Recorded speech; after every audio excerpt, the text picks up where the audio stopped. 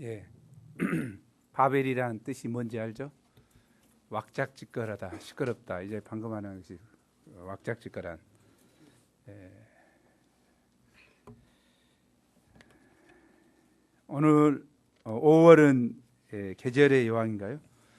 5월은 가정의 달이죠.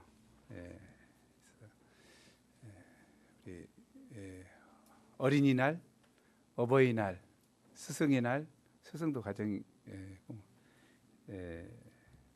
가정을 돌아보는 달인 것 같습니다. 모든 가정이 주님 안에서 회복되고 또 행복을 누리는 하나님이 원하셨던 진정한 가정이 되기를 간절히 기도합니다. 오늘 노아의 실수를 통해서 가정의 문제가 드러나죠. 의미 있는 말씀인 것 같습니다. 노아의 가정이 잘 나가다가 문제가 있었는데 회복될 수 있기를 기도합니다. 우리 말씀 11장 9절 말씀이죠. 우리 함께 읽겠습니다. 시작. 그러므로 이 이름을 베리하였으니 이는 여호와께서 거기서 온 땅의 언어를 온잡하게 하셨음이니라. 여호와께서 거기서 그들을 온 지면에 흩으셨더라. 노아의 방주 사건 이후에 또다시 사람들의 죄악된 모습이 발견됩니다. 노아 자신부터 한계를 드러냅니다. 참으로 사람 돕기가 쉽지 않습니다. 특히 잘못을 반복하는 자녀나 양을 바로잡기란 어렵습니다. 더욱이 잘못을 책망해도 효과가 없을 때 난감합니다. 그렇다고 잘못하고 있는 일을 바라보고만 있을 수도 없는 노릇입니다. 그런데 한두 사람이 아닌 모든 사람이 잘못된 방향으로 가고 있을 때 이를 바로 잡아주기란 더더욱 힘듭니다. 본문에는 하나님께서 잘못된 방향으로 가는 노아 후손들을 돕는 모습이 나옵니다. 하나님께서 그들을 어떻게 도우셨습니까? 우리가 사랑과 지혜 하나님을 깊이 배우길 원합니다. 그리고 허물진 자들을 인내하시며 감당해 주시는 소망의 하나님을 깊이 알기를 원합니다. 제1부 셈과 함과 야벳의 저주와 축복 9장 18절에서 29절입니다. 방주에서 나온 후 노아는 농업을 시작하여 포도나무를 심었습니다. 그런데 노아가 포도주를 마시고 취하여 장막 안에서 벌거벗고 누웠습니다. 술 취하는 것이 얼마나 사람을 취하게 하는가 보게 됩니다. 그래서 에베소서 5장 18절은 우리에게 권면합니다. 술 취하지 말라. 이는 방탕한 것이니 오직 성령으로 충만함을 받으라. 술 취한 상태가 언제나 그러하듯이 노아가 술 취한 것도 인간의 타락한 성품에서 기인된 호색의 기질에서 충동된 것입니다. 성경은 어떤 경건한 사람이라 할지라도 그들의 과실을 환기시키는 데 주저하지 않습니다. 왜냐하면 인간의 본성이 죄악됨이 있기 때문입니다. 믿음으로 수백 년간이나 악한 사람들의 공격에 의연히 대처하고 극한 반대와 시련에도 굴하지 않고 꿋꿋이 견디어낸 하나님의 유대한 종이었던 노아가 이제 모든 것이 안정되고 평화와 승리뿐일 때에 경계심을 늦추었습니다. 모든 시련을 통과한 후에 마음을 풀고 육신의 평안을 위해 술을 마셨을 때 마귀의 시험에 들고 만 것입니다. 그래서 성경은 우리에게 경계합니다. 우리 함께 읽어보죠. 시작. 근신하라 깨어라 너희 대적 마귀가 우는 사자같이 두루다니며 삼킬 자를 찾나니 너희는 믿음을 굳건하게 하여 그를 대적하라. 마귀 새끼는 우는 사자같이 두루다니며 삼킬 자를 찾습니다. 언제나 찾습니다. 때문에 우리는 근신하고 깨어 있어야 합니다. 홍수 이전에는 다른 사람들은 다 패배시켰으나 노아와 그의 가정만큼은 타락시킬 수 없었던 사단이 이제는 기회를 포착한 것입니다. 이처럼 시련의 때보다 축복의 때가 더 유기임을 깨달아야 합니다. 다윗 왕도 왕이 되기 전까지는 얼마나 깨어서 영적인 투쟁을 잘했는가요? 그러나 왕이 된 후에 전쟁에 나가지 않고 안정되면서 안일해져서 정욕죄에 빠졌습니다. 또한 솔로몬도 일천 번제를 드릴 때까지는 겸손히 하나님을 의지하며 믿음이 훌륭했습니다. 그러나 그가 성전을 짓고 왕궁을 짓고 안정기에 들어가면서 긴장이 풀어지고 이방 여인들과 연혼하며 그녀들이 섬기는 우상들을 허용하면서 온갖 죄를 범하게 되었습니다. 받은 축복을 온전히 감당치 못했습니다. 그래서 경고합니다. 우리 한번 읽어보죠. 시작. 예, 선줄로 생각한 자는, 어느 정도 안정되고 완성이 됐다고 하는 자들은 넘어질까 조심해야 합니다. 22절에서 가나안의 아비 함이 이를 보았다고 하는 것은 단순히 쳐다본 것이 아니라 주시했다는 뜻으로 만족함으로 웃고 조롱하다는 의미를 내포하고 있습니다. 저희가 창세기 9장을 지금 하고 있죠. 우리 지금 11장 하고 있는가요? 9장 하고 있습니다. 지금 9장 22절을 보시라는 거죠. 함은 아비의 하체를 보고 조롱하며 웃었을 뿐만 아니라 그 수치를 형제들에게 폭로시켰습니다. 알렸다는 것은 단지 그가 본 것을 진술한 것이 아니라 즐거이 폭로했다는 것이다.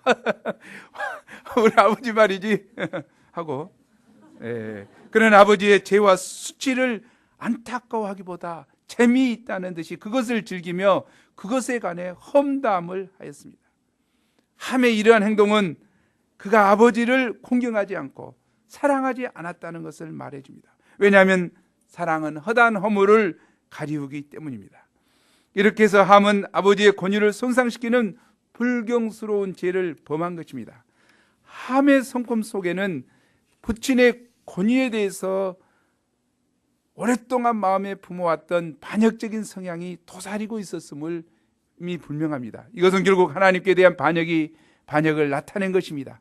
이는 10장 8절에서 함의 손자 가운데 느무롯이라는 사람의 이름 가운데도 잘 나타납니다. 느무롯이란 우리는 반역하리라, 또는 우리가 반란을 일으키리라는 뜻입니다. 함의 마음에 이 마음이 항상 있었다는 거죠. 반면 셈과 야벳은 상당히 다른 반응을 보였습니다. 그는 아비의 허물과 수치를 기뻐하지 않았습니다. 그는 옷을 취하여 자기들의 어깨에 메고 뒷걸음질 쳐 가서 아비의 하체를 덮어줬습니다. 그들은 말로 함을 꾸짖지 않았지만 행동으로 그를 꾸짖었습니다.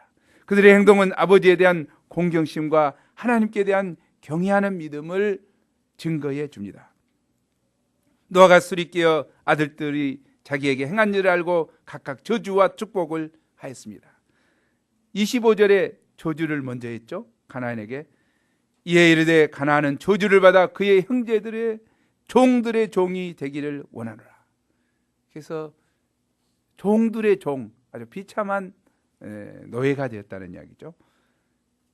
또 26, 27절에는 셈과 야벳을 축복합니다. 또 이르되 셈의 하나님 여호와를 찬송하리로다.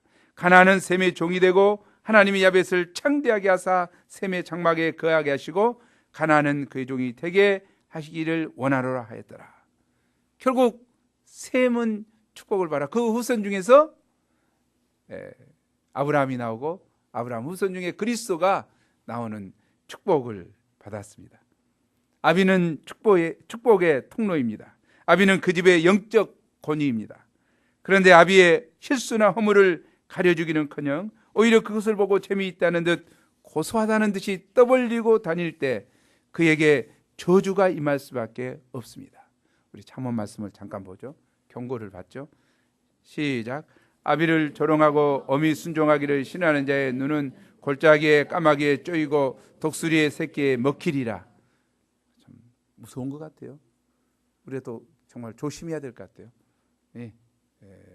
윗 어른에 대해서 우리가 경외심을 가져야 될 것 같습니다. 우리는 누구의 허물이라도 재미있다는 듯 속 시원하다는 듯 그것을 여기저기 말하며 돌아다녀서는 안 됩니다. 또 한번 경고를 받죠. 잠언 7장 9절 시작. 허물을 덮어주는 자는 사랑을 구하는 자요 그것을 거듭 말하는 자는 친한 벗을 이간하는 자니라. 그런 사람은 하나님은 그런 사람을 하나님은 기뻐하지 않으십니다. 사람의 허물을 감싸며 덮어주는 것이 참된 그리스도인의 덕입니다. 또 하나 읽어보죠. 시작. 사람의 잘못을 용서하면 너희 하늘 아버지께서도 너희 잘못을 용서하시려니와 너희가 사람의 잘못을 용서하지 아니하면 너희 아버지께서도 너희 잘못을 용서하지 아니시라. 특별히 영육간에 어른된 분들에게 더욱 그러해야 함을 깨달을 수 있습니다.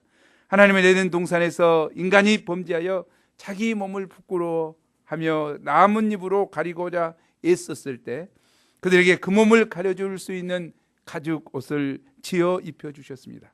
예수님은 우리의 허물을 가리워 주시고자 대신 피 흘려 죽으셨습니다. 그래서 우리 모두는 하나님께 나올 수 있는 축복을 누리게 된 것입니다. 가리워주고 섬겨주는 가운데 모임의 영적 질서도 서고 은혜도 충만해지게 됩니다.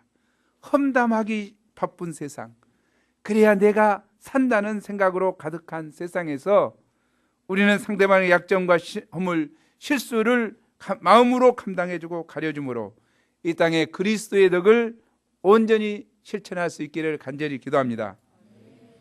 제2부 인간을 흩으신 하나님, 10장 1절에서 11장 26절입니다. 10장에는 노아의 아들 셈과 함과 야벳의 후예들의 이름이 열거되어 나옵니다. 함의 후손 가운데 주목할 사람은 니므롯입니다. 그 이름의 뜻은 다시 이야기하지만 우리는 반역하리라, 우리가 반란을 일으키리라는 뜻입니다. 이는 함의 하나님께 대한 반역적인 기질이 아들과 손자에게 유전된 것입니다. 구전에는 그가 하나님 앞에서 용감한 사냥꾼이라고 하였습니다. 여기서 여호와 앞에서란 말은 여호와를 대적하여 라는 의미입니다. 또한 그의 사냥은 짐승과 관계 있는 것이 아니라 사람과 관계가 있습니다. 그런 유명한 사냥꾼이었지만 짐승을 사냥하는 데 유명한 것이 아니라 사람을 사냥하는 포악한 전제 군주처럼 무력과 억압에 의해서 자신의 왕국을 세웠다는 것입니다. 그의 나라는 신할 땅의 바벨과 에렉과 악각과 갈레에서 시작되었고 아스르로 나아가서 느니웨와 누오보딜과 갈라와 및 레센을 건축하였습니다. 넓은 땅을 건축하고 화려한 건축 역사를 이루었습니다. 후에 그는 바벨론의 주요 신인 무로닥 또는 마르둑으로 신격화되었습니다. 사람인데 결국은 그의 영향력 때문에 신격화됐다는 거죠. 11장에 나오는 바벨탑 사건은 10장에 있는 이 내용을 좀 더 자세히 설명한 것입니다. 이는 니므롯과 그의 추종자들이 어떻게 하나님께 반역되었는지를 에 대해서 자세히 기록하고 있습니다. 32절에 노아의 아들 셈과 함과 야벳으로 인하여 세상은 그 족속과 방언과 지방과 나라대로 나누어 번성하게 되었습니다. 그런데 아마도 노아의 예언적인 저주가 함과 그의 후손들에게 깊은 원한과 앙심을 품게 했을 수도 있습니다. 이것은 함의 아들 구스가 니므론을 낳았을 때 하나님께 반역하리라는 뜻을 가진 이름을 지은 것에서 알 수 있습니다. 하나님의 방향에, 하나님의 예언적 말씀에 회개하고 돌이키고 순종하기보다 반역하리라, 반발로, 반역으로 나갔습니다. 그리고 장성하여 그 이름대로 바벨탑을 쌓게 됩니다. 당신은 온 땅의 언어가 하나요, 말이 하나였습니다. 얼마나 좋았을까요? 왼수 같은 영어 때문에 얼마나 우리가 고생하고 있습니까? 때문에 사람들 의사소통에는 어려움이 없었어요. 외국인이 와도 뒤로 빼고 그러지 않았어요. 얼마나 우리 중국 양들도 그냥 힘들어할지 몰라. 내 말이 잘 들리는 거 어쩌려고 모르고. 한국어 공부하려고 왔으니까 들으려고 애를 쓰겠지만 힘들 것 같습니다. 그게 왜 그랬습니까? 이 바벨탑 사건 때문에 그러죠. 왼수. 더욱이나 스티븐은 얼마나 어렵겠어요. 매주일 와서 지금 예배 드리면서, 아니 이제 물론 이제 멋있는 사람이 항상 나오니까 스타 같아서 이제 뭐 그 부담이 없겠지만 얼마나 그 언어를 잘 모르니까 힘들겠어요. 그게 왜 그러죠? 바벨탑 사건 때문에 그런 것 같아요. 정말 오늘 바벨탑을 밟아봅시다. 무너뜨려 버립시다. 우리 내면에서도 솟아오르고 있는 바벨탑을 짓고자 하는 마음을 회개합시다. 그런데 그들이 거처하는 장소가 불편했습니다. 그래서 그들은 점점 동쪽으로 옮겨갔습니다. 그러다가 시날 평지를 발견했습니다. 시날 평지는 메소포타미아의 평화로 티그리스 강과 유프라데스 강 사이에 있는 비옥한 땅이었습니다. 그들은 이곳을 발견하고 여기에 정착했습니다. 그리고 여기에서 찬란한 문화 문명을 꽃피웠습니다. 실제로 시날 평지는 인류 문명의 발상지 중에 하나입니다. 그 한 예가 현대 사회의 표본이 될 만한 법전인 무슨 법전? 하무라이 법전이 이곳에서 발견됐습니다. 점토의 글자를 쐐기처럼 찍어 만든 그것이 여기서 발견된 거예요. 이는 아브라함이 등장하기 이전 BC 2300년, 2500년경에 이미 그들이 찬란한 문명을 이루었다는 것입니다. 그러나 시날 평지는 평야라서 다른 지역보다 살기는 좋은데 튼튼한 집을 지을 수가 없었습니다. 왜냐하면 그 시날 평지에는 돌이 없었고 진흙만 있었기 때문입니다. 그들은 진흙으로 집을 허술하게 지었습니다. 그러나 비만 오면 집이 무너지곤 했습니다. 그러다가 그들은 진흙을 불에 구워 만든 벽돌을 개발했습니다. 이는 그 시대에 있어서 혁신적인 기술이요 위대한 발견이었습니다. 벽돌은 돌처럼 단단할 뿐만 아니라 원하는 모양대로 만들 수 있었습니다. 그들은 주거 생활의 일대 전환기를 맞이했습니다. 그들은 서로 모여 말했습니다. 자, 우리가 여기에서 벽돌을 만들어 단단하게 굽자. 그리고 벽돌 제조 산업을 일으키는데 신바람이 났습니다. 이제 그들은 집을 짓는데 돌을 대신할 벽돌을 사용하였고 진흙으로 지어진 집은 바꾸어 줬습니다. 리모델링을 해줬죠. 리모델링 산업이 히트를 쳤습니다. 진흙 대신에 또 역청을 접착제로 사용했습니다. 얼마나 튼튼하게 지었는지 모릅니다. 여기까지는 좋습니다. 그러나 그들은 주거용 벽돌집으로 만족하지 않았습니다. 그들은 요상한 계획을 꾸몄습니다. 어떤 계획이죠? 우리 함께 읽어보죠. 4절 시작.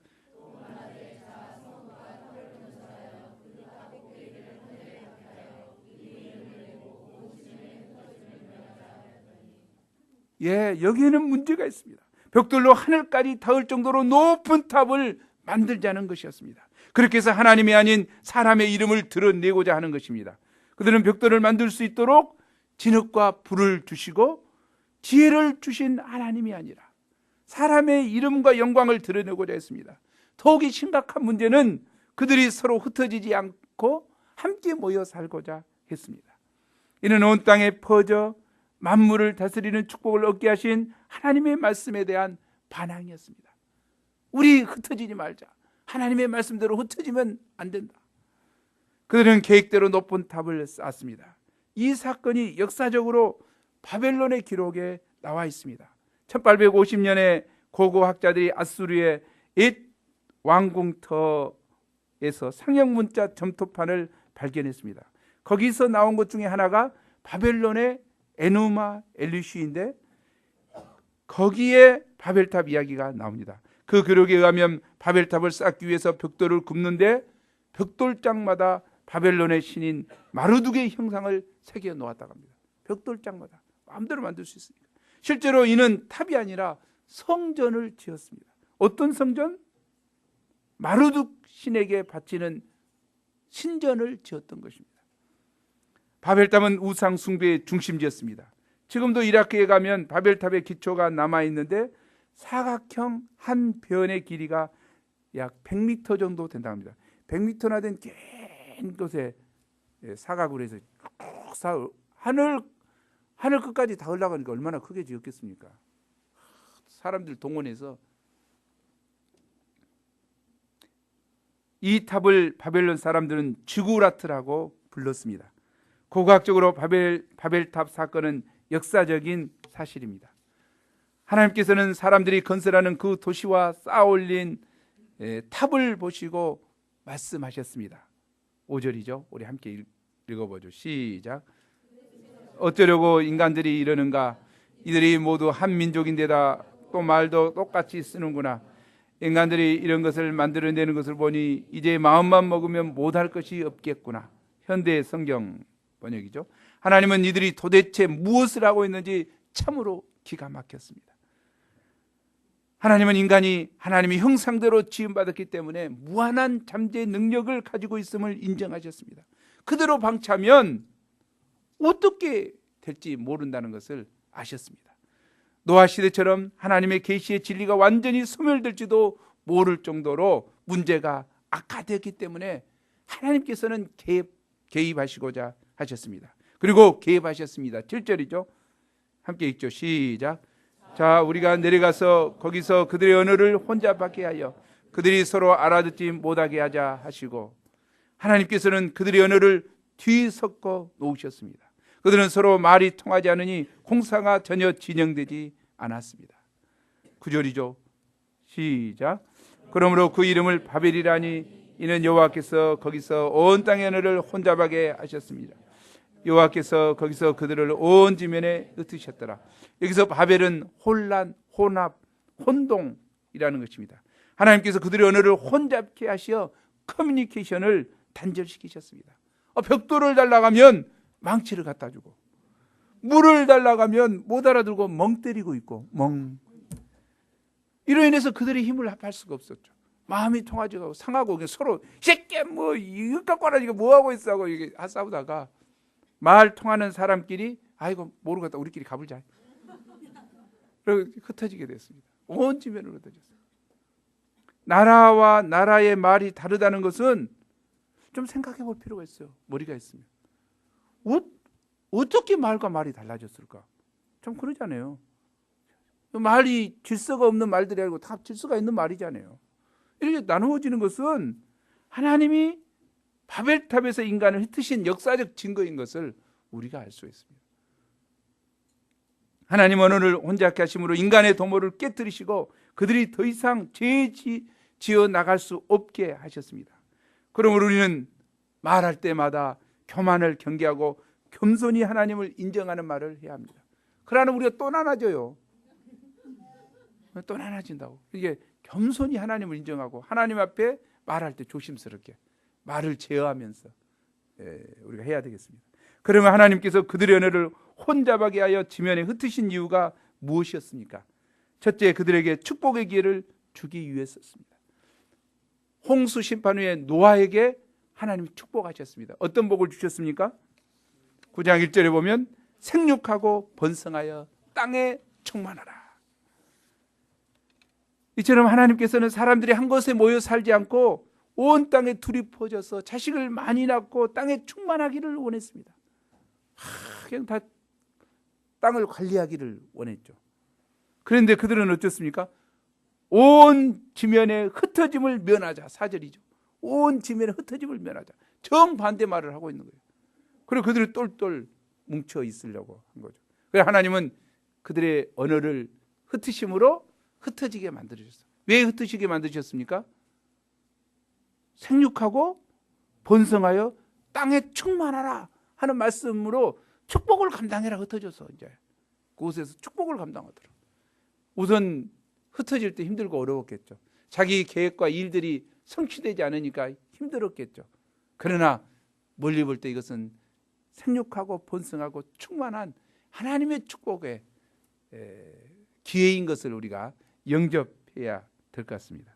요즘 캠퍼스 복음 역사가 힘들고 젊은 일꾼들이 부족한 우리 현실을 생각할 때 흩어짐을 면하자, 이 말이 매우 유혹적입니다. 선교사들이 이 사람 나가고 저 사람 나가고 이러면 아이고 그래서 역사가 안 일어난가? 아쉬움이 일 때가 있죠. 그러나 우리는 적극적으로 하나님의 명령의 말씀에 순종해야 되겠습니다. 어떤 명령? 그러므로 너희는 가서 모든 족속으로 제자를 삼아 아버지의 아들과 성령의 이름으로 세례를 주고 제자 삼도록 하는 세계 선교 명령에 겸손히 영접하고 순종하는 저희가 되면 좋겠습니다. 우리 다 나가지요. 그러면 몇 명 놔두고 진짜 말씀 하나님은 또 채우시겠죠. 둘째, 사람의 이름을 드러내지 못하게 하기 위해서입니다. 사람이 흩어지지 않고 뭉치는 일이 좋을 때도 있습니다. 그래서 뭉치면 살고 흩어지면 죽는다. 그러나 어쩌습니까? 물에 빠지면 뭉치면 죽고 흩어지면 살죠. 또 성경에도 모이기를 힘쓰라는 말씀이 있습니다. 모여서 진리의 말씀을 연구하고 모여서 하나님의 이름을 부르고 찬양하는 일이 얼마나 아름답습니까? 그러나 노아의 후손들의 문제는 마음의 동기였습니다. 즉 그들이 흩어지지 않고자 하는 동기는 무엇이었습니까? 인간의 힘을 과시하고 인간의 이름을 드러내는 데 있었습니다. 그들은 말하기를 4절에 성읍과 탑을 건설하여 그 탑 꼭대기를 하늘에 닿게 하여 우리의 이름을 내고 온 지면의 흩어짐을 면하자고 했습니다. 그들이 말하는 내용을 보면 하나님이 없습니다. 그들은 자기 의지, 자기 생각으로 꽉 차 있습니다. 주어가 하나님이 아닌 우리입니다. 사람의 힘을 합해서 모든 것을 해결하고자 합니다. 이렇게 큰 사업을 하는 목적이 하나님을 위해서도 아니고 하나님을 의지하지도 않았습니다. 그들은 자기 이름을 내고자 혈안이 되었습니다. 이를 위해서 사람들이 똘똘 뭉치고 흩어지지 말아야 한다는 것입니다. 사람이 힘을 합하면 무슨 일인들 못할 일이 있겠습니까? 그런데 이는 하나님께서 사람을 창조하신 목적에 전적으로 반대되는 행위입니다. 하나님이 사람을 창조하신 목적은 사람의 이름, 사람의 영광을 드러내기 위해서가 아닙니다. 하나님의 이름과 하나님의 영광을 드러내기 위해서입니다. 요한계시록 4장 11절을 함께 읽어보죠. 시작. 우리 주 하나님이여,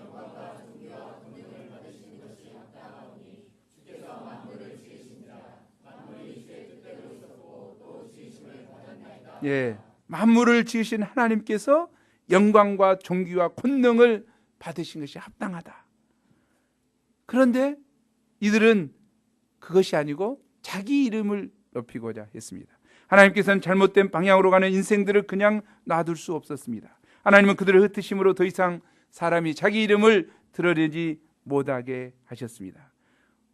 그런데 우리가 이들의 모습을 보면서 정죄할 이유가 없는 것은 왜 그러죠? 우리 내면에 그런 모습이 있기 때문인 것 같습니다. 우리는 무엇을 하든지 본성적으로 자기 이름을 드러내고자 할 때가 얼마나 많은지요. 자기를 드러내고 자기를 피해라는 이 시대의 영향을 받아 의식을 하든 못하든 간에 자기를 드러내고자 할 때가 얼마나 많은지요. 혹 자기 잘난 것이 드러나지 않으면 얼마나 속이 시끄러운지요. 또 우리 UBF가, 강주 산부가, 우리 요예가 내 양이 내가 최고다라는 소리를 듣고 싶어 할 때가 얼마나 많은지요. 그러지 않으면 병이 납니다. 두루 눕습니다. 힘들어합니다. 괴로워합니다. 그러나 우리는 진지하게 이런 자세가 우리의 삶과 역사를 통해 하나님이 원하시는 자세인가 자문해 봐야 합니다. 정말 우리는 우리 모임보다 하나님의 영광을 드러내야 합니다. 또 사람이 주어가 되기보다 하나님께서 주체가 되어야 합니다. 단지 우리는 하나님이 하시는 일에 동참하고 순종하는 종이 되어야 합니다. 우리가 무슨 일을 하든지 항상 자기 이름보다 하나님의 이름과 영광을 돌리고자 투쟁해야겠습니다. 이번 22일, 23일에는 힐링 캠프가 준비되어 있습니다. 힐링 캠프, 요즘에 힐링이 대세잖아요. 그래서 매스컴에서도 자꾸 힐링 캠프를 열고 그러는데 우리도 힐링 캠프를 열고자 합니다. 그런데 사실 힐링을 생각할 때 진정한 힐링은 어디에 있습니까? 진정한 힐링은 예수님을 만나야 되죠. 예수님은 육체의 병든 자들 힐링하셨죠. 정신의 병든 자들 힐링하셨죠. 귀신 들려 신음하는 영혼들을 치유해 주시고. 진정한 힐링은 누구에게 있습니까? 수고하고 무거운 짐진 자들아, 다 내게로 오라. 내가 너희를 쉬게 하리라. 초청하시는 주님께 나아갈 때 진정한 힐링이 있습니다. 이 힐링을 통해서 누가 드러나야 됩니까? 말씀 강사가? 아니면 디오드람 한 사람이? 아니면 피싱을 많이 와서 많이 데려온 사람이 폼되는 그런 힐링 캠프입니까? 아니지요. 우리는 하나님이 드러나도록 우리 주 예수 그리스도께서 영광을 받으시는 힐링 캠프가 될 수 있도록 해야 됩니다. 그를 위해서는 우리가 계획하고 기도하고 도전하고 준비해야 됩니다. 누구를 위해서? 하나님의 영광을 위해서 해야 될 줄로 믿습니다. 그래서 우리의 삶의 기준을 읽어보겠습니다. 시작. 그런즉 너희가 먹든지 마시든지 무엇을 하든지 다 하나님의 영광을 위하여 하라. 셋째, 인간의 교만을 꺾기 위해서입니다. 그전까지 그들은 그럴듯한 집이 없었습니다. 그래서 비가 오면 동굴에 피하거나 허술하게 만든 지붕 아래 비가 그치기를 바랐을 것입니다. 이렇게 어려운 상황에서는 그들의 마음이 겸손했습니다. 감히 하나님을 거부하거나 대항하려는 생각을 하지 못했습니다. 그러다가 그들은 벽돌을 발명했고 이로 인해서 주택 문제가 해결되었습니다. 높은 집을 지을 수 있게 되었습니다. 그러다가 이제 그들이 사는 데 있어서 나름 자신감이 생겼습니다. 자신의 힘으로 무엇이든지 하면 된다는 지나친 확신을 갖게 되었습니다. 그러다 보니 이제 그들은 하나님 없이 못 살 게 무엇냐는 자만한 생각이 들었습니다. 더 나아가 4절을 보면 성읍과 탑을 건설하여 그 탑 꼭대기를 하늘에 닿게 하자고까지 합니다. 이는 인간이 하나님처럼 되고자 하는 욕망의 표현입니다. 인류의 조상 아담과 하와가 하나님이 그만 선악과를 따 먹음으로 하나님처럼 되고자 하는 유혹에 넘어갔습니다. 바벨탑 역시 하나님처럼 되고자 하는 욕망에서 비롯되었습니다. 그들의 말에서는 하나님처럼 되자, 내가 하나님을 대신하리라 는 마음이 숨어 있습니다. 이는 창조주 하나님의 권위를 무시하는 행위입니다. 이에 대해 하나님은 그들의 교만을 파하셨습니다. 이사야 선지자는 이사야서 14장 13, 15절에서 바벨탑 이야기를 언급합니다. 한번 읽어보죠. 바벨론의 멸망을 이야기하면서 말씀하십니다. 시작. 내 마음에 이르기를 내가 북극 집배의 산 위에 앉으리라. 가장 높은 구름에 올라 지극히 높은 이와 같아지리라 하는도다. 그러나 이제 내가 수월 곧 구덩이 맨 밑에 떨어짐을 당하리로다. 사단이죠. 사단이 근본 속성이 교만이죠. 우리 가운데도 교만이 싹트면 아주 회개해야 되죠. 결국 하나님은 그들의 교만을 꺾기 위해 흩으셨고 공사를 중단하게 하셨습니다. 인류 역사를 살펴볼 때 인간들은 끊임없이 교만의 바벨탑을 쌓아 하나님을 대적하고자 했지만 그때마다 하나님은 전쟁, 질병, 지진, 화산 등의 재난으로 이를 파하셨습니다. 자꾸 하나님을 대적하며 쌓고 있는 나의 바벨탑은 무엇인지요? 인간은 또 잘나가는 모임은 기업은 하나님을 대적하기 쉬운 것 같습니다. 지난주에는 나는 천국을 보았다 라는 책을 읽게 됐습니다. 저자는 이븐 알렉산더 거든요. 그래서 거기 신경외과 의사가 실제로 겪은 임사 체험 보고서죠. 임사는 알죠. 죽음을 체험한 거죠. 이건 하버드 대학 신경외과 의사입니다. 이 사람은 이제 입양하죠.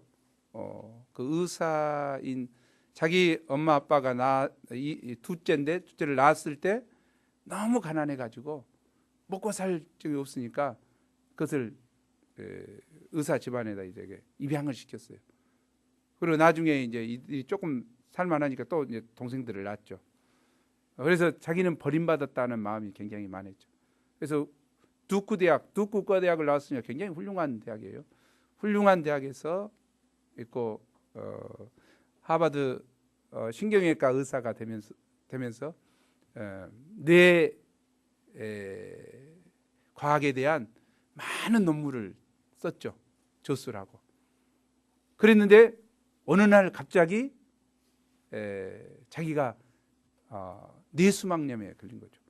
그런데 그것이 이제 어른들에게는 없는 어린아이들에게 있는 이제 대장균, 이콜라이 대장균에 의해서 이제 왔는데 그 특이하게 이 대장균이 대뇌 피지를 다 갉아먹어 버렸어요. 그리고 가서 입원 응급실로 갔는데 가서 그냥 바로 이제 의식을 잃기 시작하죠. 의식을 잃고 혼수 상태에 빠져버려요. 뭐 어떻게 치료한지를 몰라요. 일주일 되던 날 최선을 다했겠죠. 아바드에 가서 치료하는데 의사인데 안 하겠어요. 자기 동료들이 다 있고 그런데 최선을 다했는데 안 되죠. 부인을 부릅니다. 부인을 부르고 이렇게 하니까 이제 준비를 해야 되겠다. 도저히 어렵다. 그러고 그 아들이 함께 갔는데 아들은 밖에 있다 그 소리를 듣고 너무 슬퍼가지고 자기 아버지한테 달려가죠. 아버지의 마지막 부르고 싶어 깨어라라고. 딱 가니까 눈을 촥 뜨는 거예요. 눈을 떠가지고 그래서 이제 여기 자세하게 이 사람은 교회를 다니던 사람이죠. 이 사람은 뭐라고 하냐면 썬데이 크리스찬도 아니고 크리스마스 크리스찬. 크리스마스 크리스찬이요. 자기가 그렇게 고백해요. 크리스마스 크리스찬. 이게 성탄절만 가서 축복받고 하는 그런 사람이죠. 이게 인간의 지식, 인간의 의학 지식으로 하버드 대학에서 이렇게 자기의 명성을 쌓고 이런데 자기가 이제까지 쌓았던 이 모든 뇌에 대한 과학이 한순간의 체험을 통해서 완전히 망가져 본 거죠. 이게 자기의 대뇌 피질이 다 망가져 버렸는데 자기가 의식이 있었잖아요. 가서 의식이 이 사람이 볼 때 의식이 없었지만 자기는 천국에 가서 자기를 맞아주는 나비처럼 날아와서 맞아주는 그것이 나중에 이제 자기 동생 누나인가 동생이라고 지금 동생이라고 착한 동생이라 천사 같은 동생이라고 생각하는데 자기 생전에는 만나지 못했어요. 그러나 이제 소문을 가서 들어보니까 그냥 착한 아이였고 착한 사람이었고 막 이렇게 동네에서 이제 그리고 하면은 천국에 있는 그 안내를 받으면서 이제 그 절대자를 막 대하고 만나고 이렇게 하는. 그래서 그러고 나서 일주일에 착 깨어났잖아. 뭐 서서히 깨어난 것이 아니고 의식이 팍 깨어났잖아요. 자기가 체험했던 이것에 대해서 자기가 증명하는 거예요. 과학적으로 증명. 그것 가지고. 그래서 과학이 한계다. 과학이 이것을 다 풀이할 수 없다 하는 것을 과학적으로 논문을 제시하면서 이렇게 하고 있는 세계거든요. 그리고 결국 이제 영의 세계가 있고 죽음 후의 세계가 있고 영원한 하나님의. 그래서 이 온 우주는 하나님의 선하심으로 가득 차 있다는 거죠. 자기가 끈적끈적 붙어 있는 곳에서 너무 괴로운 가운데 있었는데 누군가가 거기서 기도해 줬다는 거죠. 그 진흙이 폭 뛰면서 하는 이게 중보기도거든요. 중보기도를 하는 것을 보이죠. 그래서 통해서 자기를 위해서 기도해 주는 걸 통해서 이제 밝은 세계로 올라가고 그 밝은 세계에 가서 만나는데 너무 선함과 아름다움과 밝음이 있어서 처음 중간중간에 나오죠. 너는 다시 돌아갈 것이다. 그것을 계속 이야기하거든요. 너는 다시 돌아갈 것이다. 보고. 그래서 자기가 체험했던 것을 전 세계로 알려야 된다. 하는 것으로 해서 그 글을 썼어요. 한번 읽어보시면 좋을 것 같아요. 뭐 어떻게 보면 성탄절 크리스찬이니까 크리스마스 크리스찬이니까 거의 무신론자나 다름없는데 자기 체험을 통해서 이제 이렇게 막 연구하고 밝히고 있는 거죠. 객관적으로 이제 최대한 밝히고 있는 것을 알 수 있습니다. 인간의 교만, 하버드 대학 신경외과 의사락에서 질병이 안 걸린가요? 하나님이 교만에 치시면 일순간에 무의식에 빠져버리고 죽을 목숨이 되는 거예요. 이 교만을 치신 거죠. 그러나 하나님이 뜻 가운데 있으면 어쨌습니까? 죽을 듯한 그가 일시에 일시에 깨어나는 거죠. 일시에 깨어나는 거예요. 이건 하나님의 능력이 아니고서는 있을 수 없는 것이죠. 교만한 하버드 신경외과 교수를 하나님 깨시고 그를 통해서 하나님의 살아계심과 을 드러내신 것을 우리가 알 수 있습니다. 혹시 우리 가운데도 안 믿어진다, 어떻게 믿을 수가 있냐, 내가 최고다 하는 혹시 교만한 마음, 생각, 자기의 바벨탑을 쌓고 있는 영혼은 없는지요? 자기만이 최고인 양 생각하고 자기 생각만이 옳다고 생각하는 교만한 영혼은 없는지요? 그 교만을 하나님이 깨부수기 전에 겸손으로 낮추면 좋겠습니다. 마지막 교만은 패망의 선봉이요 거만한 마음은 넘어짐의 앞잡이라고 잠언에서 했거든요. 우리가 깊이 영접하는 게 중요할 것 같습니다. 11장 10절부터는 셈의 후손이 나옵니다. 하나님은 셈의 후손 가운데서 아브라함을 택하심으로 본격적으로 인류 구속 역사를 시작하셨습니다. 하나님은 홍수에 잃어버린 세상을 포기치 않으시고 세상을 불쌍히 여기시고 줄기차게 구속 역사의 물줄기를 이어오셨습니다.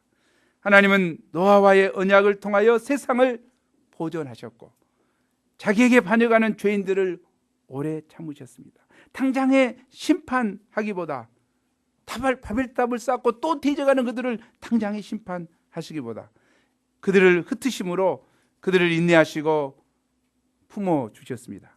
인간은 범죄하지만 하나님은 다만 인내하시고 긍휼로 구원하고자 하십니다. 하나님은 하나님의 인자하심과 용납하심과 길이 참으심의 풍성함을 인하여 감사와 찬송을 드립니다. 우리 11장 9절 말씀 읽고 마치죠. 11장 9절 시작. 그러므로 그 이름을 바벨이라 하니 이는 여호와께서 거기서 온잡하게 하셨습니다. 여호와께서 거기 하나님 아버지 이 시간 귀한 말씀을 보게 하셔서 감사합니다.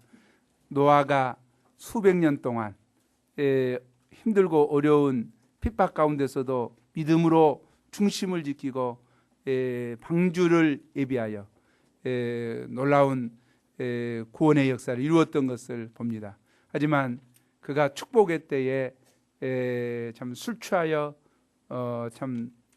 사단의 유혹을 받아 넘어질 수밖에 없었던 것을 깨닫습니다. 하나님, 저희가 우는 사자같이 두루다니며 삼키자를 찾고 있는 사단 마귀를 인식하고 경계하게 도와주시고 깨어 근신하게 축복하여 주옵소서.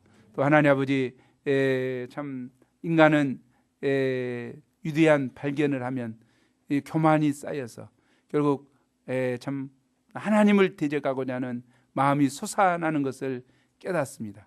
이 바벨탑을 쌓고 하나님을 대적하는 그들을 하나님은 당장에 심판하지 아니하시고 그들을 흩으심으로 그들에게 회개의 기회를 주시고 또 새롭게 하나님 앞에 살도록 도우시는 모습을 봅니다.